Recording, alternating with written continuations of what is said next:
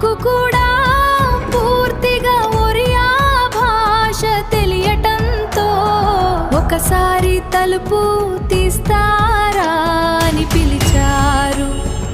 ఎవరు మీరు అంటూ ఆమె తలుపును మెల్లగా తెరిచింది. ఏం కావాలి అని అడిగింది. ఏమీ లేదండి, మేము లారీపై ఇటువైపు వెళుతున్నాం. ఇది దాబా ఏమో అనుకున్నా, కానీ చూస్తే ఇది ఒక ఇల్లు అని అర్థమైంది. అందులో మీరు ఉన్నట్టు ఇప్పుడే తెలిసింది. సరే అండి, ఇక మేము వెళ్తాం అని చెప్పి వెనక్కి తిరిగి నడవబోయాను.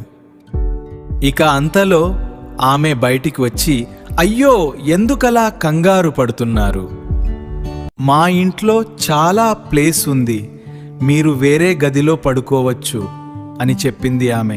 అయినా సరే నేను ఆమెతో, లేదు లేదు వద్దులేండి, ఇది చూస్తుంటే ఆడవాళ్ళు ఉన్న ఇల్లులా ఉంది, ఇక్కడ మేము పడుకోవడం అంత మంచిది కాదేమో అని చెప్పాను.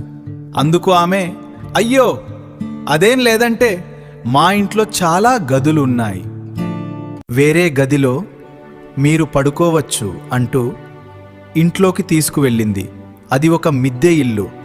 ఆ ఇంట్లో 4 గదులు ఉన్నాయి. ఆమెతో పాటు ఆ ఇంట్లో ఇంకో వృద్ధురాలు కూడా ఉన్నట్లుగా అనిపించింది. ఆ అమ్మాయి వయసు సుమారుగా ఇనీష్ నుండి అచ్చిసిల మధ్యలో ఉంటుంది.